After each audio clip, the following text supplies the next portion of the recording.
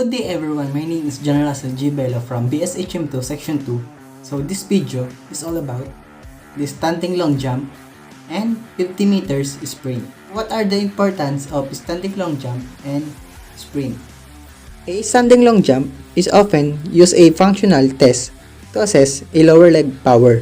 The benefits of sprint are endless. It is an excellent cardiovascular exercise. It increases your stamina, burn a lot of calories in short time, and moreover, it give you a boost to your metabolism.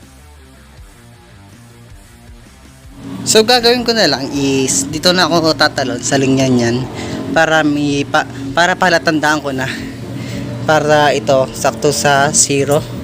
Then kung tatalon ako, doon na lang susukatin ng ruler.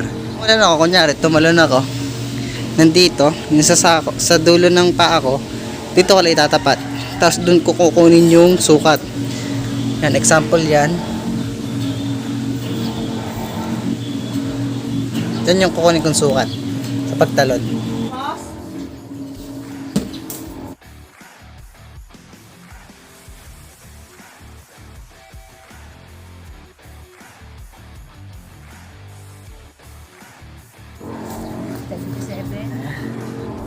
The 6 feet and 2 inches.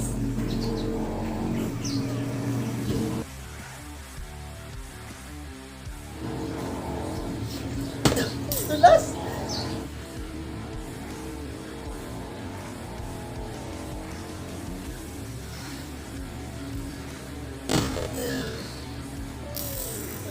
Four, 6, 8, 10.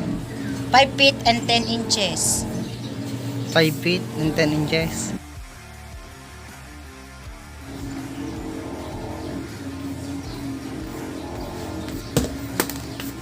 Ganun pala.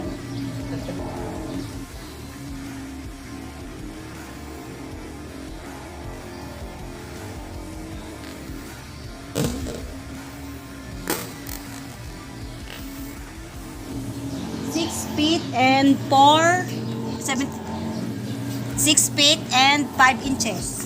6 feet and 5 inches.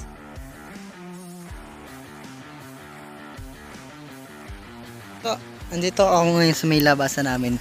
So, dito ako mag-i-start. So, sinukot ko na yan hanggang dun sa may niyog na yan.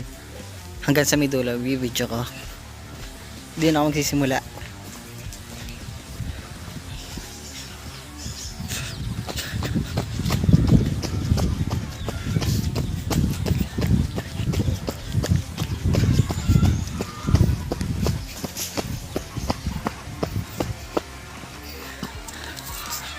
Then, hanggang dito yung finish niya. Yan, oh, may palatandaan na ako dyan. Ginuhitan ko na kanina.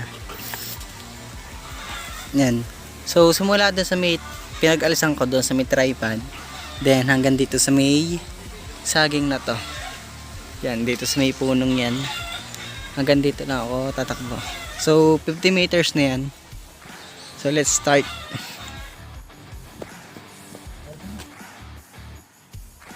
Go!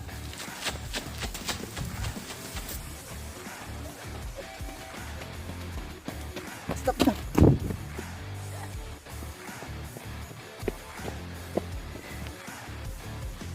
Yun yung performance ko sa activity, standing long jump and 50 meters sprint. I end this video. So, thank you.